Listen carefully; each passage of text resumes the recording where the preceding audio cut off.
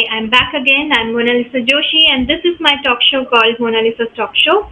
And today we are doing episode 4 of season 6, and I have a very interesting guest with me. And I was looking forward to this conversation for quite a long time. So finally, I've been able to invite my very favorite author because I've read many of his works, and I've been fortunate that he has also written for some of the anthologies from my publishing house as well. So let's quickly welcome L.A. Nolan, but I would prefer to call you Lee throughout the show if that's fine. Of course, yes. Hi, Mona Lisa. Thank you so much for having me. It's always a pleasure to meet you, though virtually, but it's always lovely. So tell me, how's life? How's everything? Great, doing really well. Yeah, I've been keeping very busy recently. Have a few manuscripts that I'm dealing with, doing some developmental edits on a new book. There's one that should be releasing shortly as well. And I've been keeping busy in the meantime. I was actually just asked to run a masterclass on writing horror. Yeah. So I did that through as a course that lasted over a month.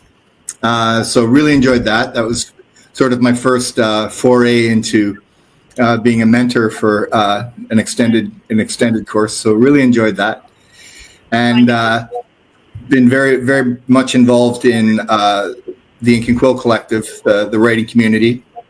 They've appointed me as the chief fiction editor for their magazine, their biannual magazine, Quillmark. Right. So that's been keeping me quite busy as well. So yeah, just keeping the wind in the sails, and yeah. That's lovely. Okay, I was reading this that you are the senior fiction editor at the Ink and Quill Collective. So I really want to know, can I submit to? As of right now, the Ink and Quill Collective, the literary magazine is called Quillmark, and at the moment we've just had the open call for issue number 3, and aside from translations, it's still closed to members only can submit. It's a homegrown magazine. However, joining Ink and Quill is not all that difficult, really. You just fill out a form and away you go. You can join the community, and then you're eligible to submit. Translations will be the translations section of the magazine will be open for public submissions, and we look to move towards a completely open submission process fairly soon. That's lovely. I look forward to that. Okay, so I was going through your profile, and I noticed that many of your short stories are getting selected by some of the famous international lit mags. So I also read this, that your short story, The Peddler and the Crow, that won the Indian Writing Project Grand Prize in 2023. So first of all, congratulations for that. But I want to ask you this because coming from you, it's mostly horror or thriller. So is it around the same genre, or you've explored something else? No, it's it's actually sort of I wouldn't call it literary fiction really, but it's general fiction. It's contemporary fiction, and not to put too fine a point on it, Mona Lisa, I have you to thank for that. With the Goddesses Who Walk the Earth anthology, that was the first time that I'd ever sort of strayed away from horror or thriller, and realized, hey, there's a whole other world of things out there that I can write. So I've explored a little bit more in the last several years anyway, with insofar as short stories, at least, branching out a little bit. Lovely. And how did this title come to you? So interesting, The Peddler and the Crow. Oh goodness. I think it was normally a title comes to me. I'll have a working title that just sort of comes to me with the initial idea for the story. I don't spend a lot of time searching for them. Generally, they just sort of come to me. But that one, if I'm recalling correctly, I didn't have a working title for it. I just sort of wrote it, and I wrote it rather quickly because there was a submission deadline involved, and So I thought, oh goodness, now I've got to title this thing before I submit it. And I struggled a little bit trying to come up with a title, and just decided to go with what it was. And it was just a fiction piece about a peddler in a market and a crow. So I just went with peddler and crow. I didn't put a lot of thought into it. It was the title was pretty well born of pressure to meet the deadline for the submission. Yeah, absolutely. It's very interesting. And has it been published yet, or it's about to come? It's published. The Indian Writing Project still has the rights to it, so it's on their website for now, and it will release eventually. And I'm sure we'll get it into a collection or an anthology somewhere. Just let me know. I'll love to read it. Absolutely. Okay, I noticed that many of your short stories actually are getting awarded, and they are winning accolades. So another story that caught my interest is As the Banyan Tree Wept, and this was also shortlisted by ISP in 2024. So yeah, tell me more about it. How did it all happen? That was IFP is it's the Indian Film Project. And they focus primarily on, they do this 50-hour writing challenge every year. Actually, it's just beginning this weekend for people that are interested, I guess, in signing up for that, where you receive a prompt on Friday night, and then you have to submit by Sunday evening. And there's several different categories. They have short script, film writing, think pieces, and short stories as well. So I'm not entirely sure how I stumbled across it, but I thought it would be an interesting challenge, and I undertook it simply for that, just for the challenge. Could I get a prompt? And I don't generally prompt write anyway. I find it difficult to sort of, I prefer to dream up the ideas on my own. Exactly, but I thought it would be a fun challenge to see if I could, come up with an idea, story idea, and actually churn it out, edit it, refine it, and then submit it all within 50 hours. And it was a great challenge, and I enjoyed it very much. And I was lucky enough to be shortlisted. Didn't win, unfortunately, but it was a great experience, and enjoyed it very much. Yeah, that's true. Learn a lot through these kind of prompts and the things that happen in this literary world, and we are lucky that through social media we get to know everything, how the submissions are happening and all. Okay, now let's talk about this very interesting name, your novella that I really want to know a lot about. It's called Luna Hortus 2336. It definitely sounds like a sci-fi fiction, something like that. Is it? It is, yes. Well, Luna Hortus is it means garden moon, actually, in Latin. Okay. And that was Westland has decided to start a new. Well, you've probably noticed yourself. There's been a bit of a push into speculative fiction over the last year or so, and Westland has decided that they wanted to start a spec fic imprint called IF. Okay. So what better way to sort of launch a new imprint than to have an open call for these short stories and novellas and put together an anthology, which is what they did. And there were two options. You could submit a short story, 5,000 words, or a novella up to 20,000 words. And I think I originally had intended to submit a short story, but it swelled on me, as they tend to do. And I ended up with a novella. And luckily enough, I was selected. So it's included in Between Worlds. Okay. That's just released. And it's a brilliant collection. Some very serious Indian writers. And I'm very proud to be a part of Westland's stable and included in an anthology with these amazing writers. It was my novella, and it's the last one. It's the anchor in the book, So I was very thrilled with that. Very, very pleased with it. And there'll be some press coming up for that soon. Book launches in Bangalore and Mumbai and Delhi, I hope, as well. So they're all very excited about it. Westland has been absolutely fantastic. insofar as editing and support, and as I said, the other group of authors, just amazing writers, and it's a very exciting project to be a part of. Lovely. I think getting associated with the name only Westland itself is a feat. Yeah, it was quite a thrill. Yeah. Congratulations. Okay, now I just noticed that you have also written a memoir that's on your motorcycle blogging journey. So tell me more Yeah. about that. I know Yeah, you that love. was actually. I'm sorry. Yeah, I know you love to move around places with your bike. You have two bikes and you have named them as well. So that's very interesting. Yeah. Yeah, that was actually that was my first novel. It's a novella, I guess, more than a novel, and it was born of my blog site. When I first started riding in India, I mean when I first emigrated to India, I joined a motorcycle club basically to make friends, and sort of integrate myself into the society. Yeah. And I did an awful lot of travel.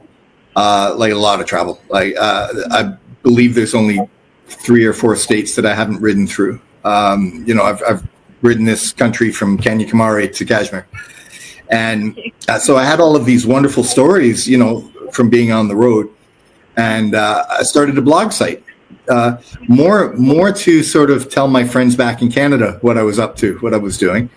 But to my surprise, I got an awful lot of Indian followers. And the majority of Indian followers, actually. And when the blog site really sort of exploded, and that's what pushed me to, I guess I should take a handful of these stories, some of my favorites anyway, and put them into a book and put them out there. That was my first release in India, actually. So that's what sort of started the whole ball rolling. Okay. So from the writing the blogs and turning them into a book, your memoir, and now you're more into thriller, horror. So how did the transition happen? When did you feel like, okay, I want to explore this theme, this genre as well? Well, you see, I've always been a writer. For many years ago back in Canada, I was writing short stories and submitting them to magazines, periodicals, brown bag press back in those days. Yes. And I had limited success, but even then it was always, sort of shaded with the macabre, more horror and thriller sort of stories. And then, as life does, it got in the way. I was a young man. I got married, had some children, work and mortgage and all that sort of thing. And writing went on the back burner for a lot of years until I relocated to India. And suddenly found myself with the time to sort of revisit that passion. So after the memoirs of Motorcycle Madman came out, I thought, it reawakened that drive and that want to write. And I'd never written a full-length novel. It had always been short stories. But I thought, well, I have the time now and I have the resources, and the dragon had awoken. So I thought I'll go for it. And it was just it should have been naturally. I would have probably gravitated more towards a horror story or a horror novel, but I had all this backlog of memory and fuel from all these motorcycle trips, so it just very easily led into a thriller, a crime thriller based around a motorcycle club, and so that first sort of novel just was. It wasn't me being lazy exactly, but it was just I had an excess of sort of source material that I could draw on to write the novel, and with it being my first novel, I thought, it might ease the way a little bit. Talking about your novel, which is a full-fledged one, I think that's Blood and Brown Sugar. So I really want to know. I also read that it has been optioned, I guess, for being transformed into a movie. And Yes. also it's getting re-released in Marathi, so that's really amazing. But can you tell me that can we expect a full Bollywood action masala kind of movie if it turns out to be a movie? Yeah, there's a little it's not on hold exactly right now. They're still deciding which is the best way to go with it. And I believe there's been some discussions with some streaming platforms, and it might be swinging a little bit more towards a series. But most definitely, yes, it'll be a thriller, a crime thriller, action, lots of all the things that make those sort of series exciting. Yeah.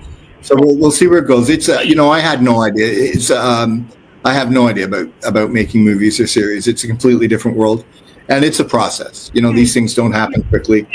There's an awful lot of planning that's involved, and so I'm just waiting patiently, and I'm sure that it's in very good hands, and I'm sure that it'll move forward when the time is right. Definitely. And whenever it comes, I'll be the one shouting that this is by my great author friend Lee. Okay, one more thing I want to ask. I noticed that there's also a sequel to it, Blood and Brown Sugar. That's the prequel, right? And Blood and Bombay Black. Blood and Bombay Black. Okay, so have you used most of the backdrop, the characters? Are they all similar, or you use a different plot altogether? Well, it is a continuation, but Blood and Bombay Black can be read as a standalone novel. I think it would be, you could, but why would you? I guess it would be a lot more enjoyable if you knew the backstory. But it did spin off in a different direction. I found when I was writing Blood and Bombay Black that a few of the secondary characters, the ones that didn't get killed off anyway, they lingered with me after the novel was finished. And I realized that even during the writing of the novel, they were demanding a little bit more stage time. So there was some secondary characters, I think, that deserved their own storyline and were deeply interesting, and they had a story to tell. So that was the primary. I didn't ever intend to write a sequel, but I did leave an ambiguous ending with Blood and Bombay Black, in case I ever, or pardon me, Blood and Brown Sugar, in case I ever decided to go that way. And then when I started writing my next novel after it, these characters just wouldn't leave me alone. They were distracting me to the point that I couldn't focus on the novel that I was writing. So I had to put that aside and write the sequel. Okay. Okay, I want to ask you something interesting. If you have to think any Bollywood character, who would you imagine as your protagonist, as in the series or maybe in the movie? Oh, goodness me. I'm not overly familiar with a lot of Bollywood leading men. But there are a few that sort of leap out. I mean, I like Sidharth Malhotra. I think he would probably, and only because insofar as that, I've met him, I know him. Yes, but I think actually his range in Aiyaary was very, it's sort of the same character. So I think he would be a good choice. Okay. I think, and I do like Sanjay Dutt, but he's a little bit old for the character, unfortunately. But I'd certainly love to see him in the movie. I hope the director is listening. Please listen to Lee's choice, Sidharth Malhotra. Yeah. Yeah, I also like him, so it would be wonderful. And I want to really talk about two of your recent stories that are going to be released through international litmex. Like, first is Don't Call Me Madeline and The Sculptor's Daughter. So what are these stories about, if you would like to give it a little bit? Sure. Don't Call Me Madeline is a story based on Inyat Khan, and she was an Indian writer and poet who lived in Paris in World War II, and was sort of forced from her home by the Nazis, and ended up working for the British Women's Auxiliary, and became a radio operator behind enemy lines in Nazi Germany. Her great grandfather was Sultan of Mysore, actually. But she, so it's based on a true story. She was captured, and I won't tell you the end. But that release was actually on Monday, this Monday, in Moonlit Gateway, which is a Canadian literary magazine. So, and that'll be available to read on Monday. And the other one, Sculptor's Daughter, is more of a contemporary fiction, and it's regarding a young woman whose father sculpts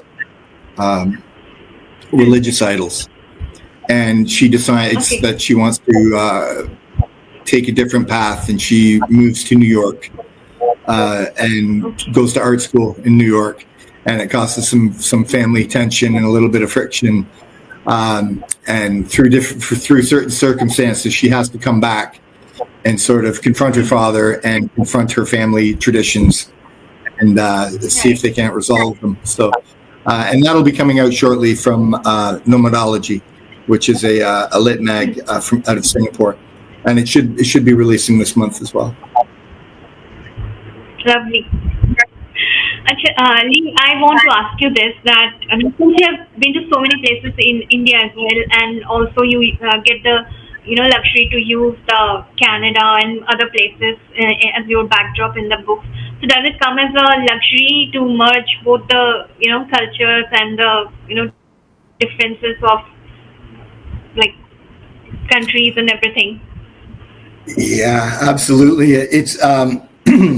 It's a lot of fun, and I do it quite a bit. In my short stories and novels, I love blending, either taking an Indian and plonking them in unfamiliar surroundings, or taking a Canadian and dropping them in the middle of India and sort of exploring different cultures through their eyes. And it's a lot of fun. It certainly is. A few short stories I've done that with. As well, in Crater Rags and Bones, for example, there's a short story about a young Canadian traveling through India, and how he sort of views the culture, and I think more interestingly how Indians view him viewing their culture, and the sort of the miscommunications that can happen, and so forth. So yeah, it's a wonderful thing to be able to blend different experiences through. I've been fortunate to live here now. I've been here for 13 years now, and I've married an Indian citizen, so I'm well indoctrinated at this point. But I still remember when I'd first come from Canada, and man, India was just like a whole different planet. Let alone country. It was so different, and I was so completely out of my comfort zone. And it was just such a wonderful exploration, and that lends itself really, really well to literature, I think. And so it's an awful lot of fun to sort of put people in these different situations and see how they react, and also see how the people around them react. So the welcome has been warm, I would say, India. Yes. Lovely. Okay, Lee, I want to ask you one thing, that if suppose we have to talk about any Hollywood horror movie maybe, and the Indian horror scenario, so what do you feel that it has changed a lot? How do you feel that transition has changed? It has happened in a good way. Do you feel that still we are there if we compare it from the Hollywood movies, horror movies I'm talking about? Well, first off, I wouldn't herald Hollywood horror as the end all and be all. It's certainly not the gold standard of horror. There's brilliant horror being written and filmed throughout the world. And Asia has a very strong horror market. Korea in particular, and the Japanese, do some wonderful horror. Indian horror, I find, is it's still a little underground. I think it's catching on. There's some, there's some Indian horror writers sort of pushing that envelope as we move forward with it, and it's gaining a little ground, I believe, with this recent sort of thrust towards spec fic, which umbrellas horror as well. I think a lot of Indian readers are waking up to it and starting to enjoy it a little bit more. And as far as Bollywood, I think Indian horror, at least from a thematic standpoint, I think is very much mythology based, and I don't see that it encompasses what we would call Gothic horror, and that might be a very exciting space for Indian cinema to explore, to branch out a little bit more into traditional or Gothic horror. And again, I think there's been, in the last 4 or 5 years anyway, there's been some great strides made in that area. So, I'm certainly glad to be a part of that genre, and I'm very excited to see where it's going to go. Wonderful. I also want to ask you this: that if we have to talk about horror, like something that really spoke to you, any books, any such book from Indian author, have you experienced? I'm a big Neil De Silva fan. I find, and to be fair, Mona Lisa, I don't scare that easily. But I am a big Neil De Silva fan. I find dread works best on me. Jump scares don't work. Bloody corpses don't really do much for me. It's a creeping dread or fear of the unknown, more of a Lovecraft type horror that unsettles me, more of a psychological horror. And I think that and Neil experiments in several different styles of horror story writing, but I think he definitely can tap into that sort of vein of horror writing very well, and when he does, I enjoy his work very much. I've always believed that what the reader manufactures in their mind will be far more terrifying than what we can put down in words.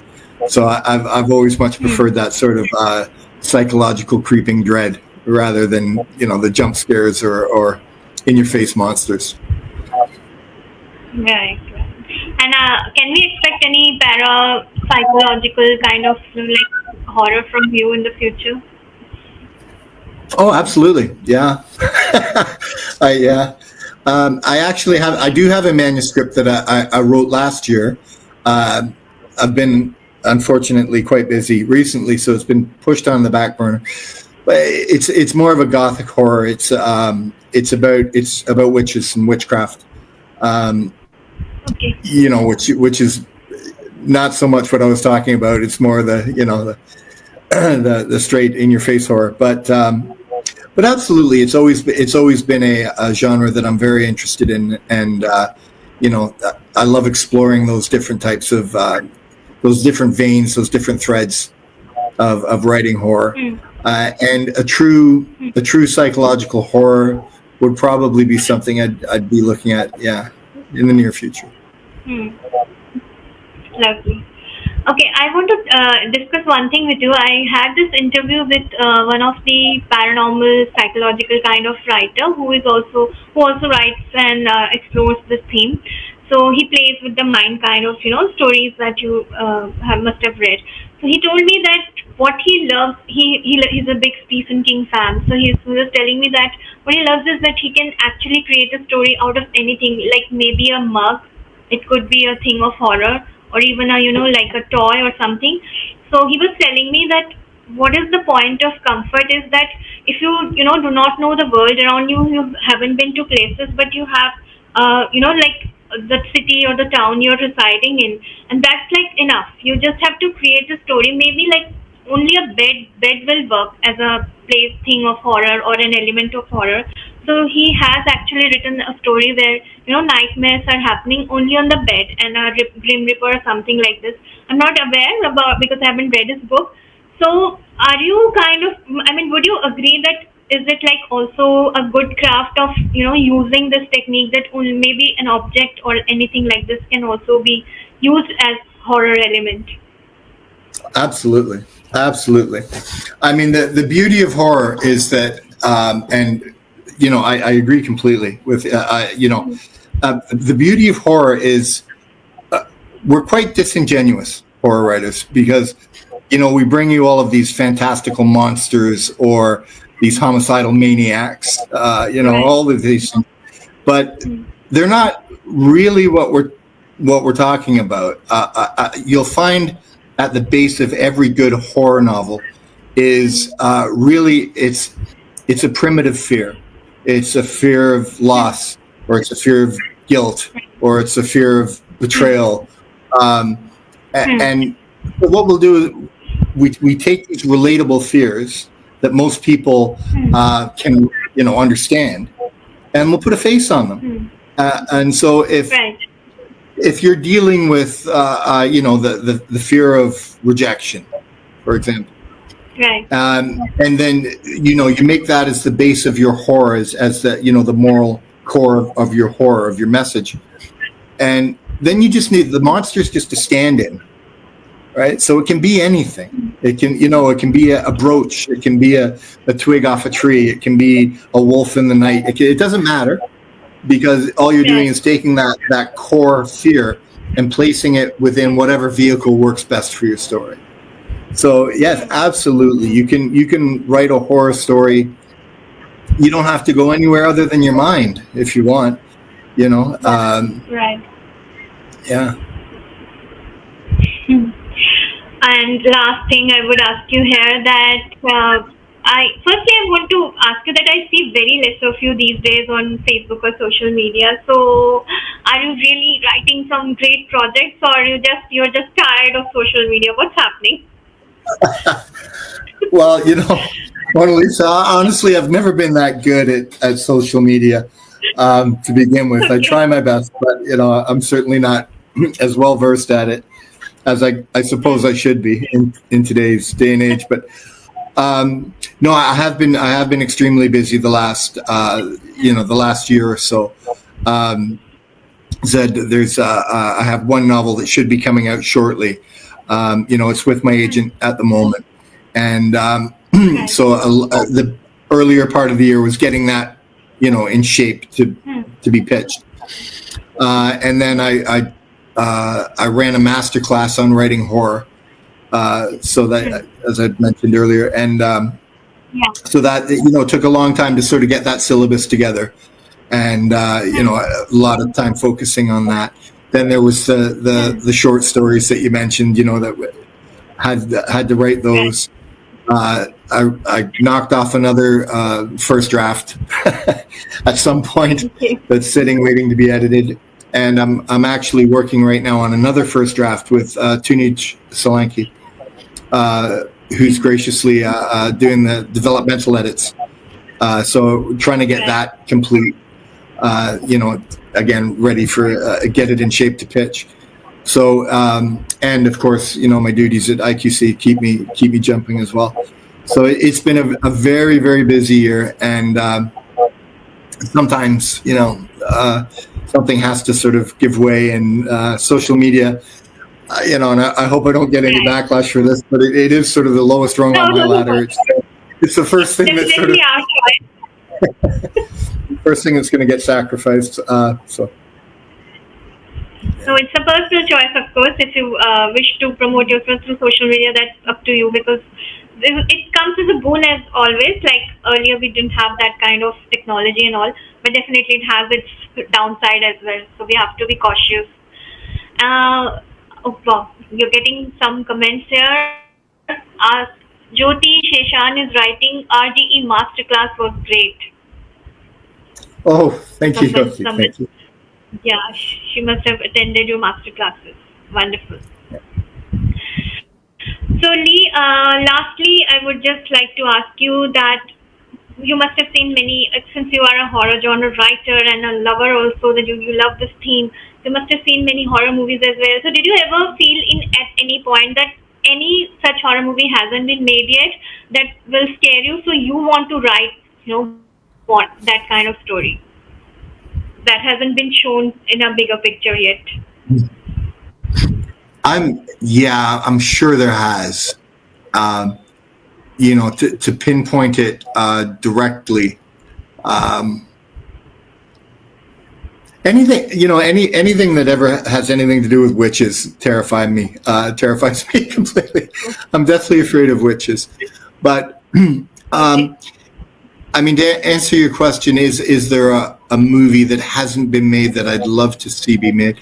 Nothing springs to mind, to be honest. I think I'd like to see more historical horror. I think we've lost a little bit of that.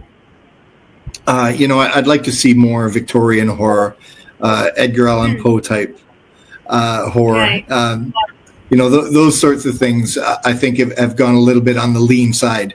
With more of the psychological or slasher films that have been very popular recently. So yeah, I guess I'd like to see a swing back towards that, something set in the 18th or 17th century. Would be great. Period dramas. Yeah, even I enjoy gothic period horror movies, or I'm really looking forward to watch this Nosferatu, if you have heard of. It's a movie, again, the theme revolves around a vampire. So I'm a big vampire buff. I have That's seen Joe Hill, right? Sorry? Are you referring to Joe Hill? I am not Joe aware Hill? of the actors. I just had a teaser that I got to see, and I think Pennywise, who has played the character in It movie, he's the protagonist, or maybe the vampire. So I'm not exactly aware of his name. So I really would like to watch that, and I'm looking forward to read some of your horror stories whenever they are coming. Just please let me know. I will, absolutely will. So it was really lovely talking to you, and I wish you all the very best with all of the projects that you're working, and let's hope to catch up soon with maybe more discussion with new books of yours whenever they are coming. That would be wonderful. Thank you so much for having me, Mona Lisa. It's always a pleasure to be a part of anything that Chrysanthemum Chronicles does. And I wish you continued success as well. Thank you very much for having me. Thank you. It was really a pleasure today. Bye. Have a great evening. Bye, Lee. Bye-bye. Thank you, dear people, for watching this video. And those of you who couldn't, please watch it on YouTube. It will be soon out there. And please follow and subscribe.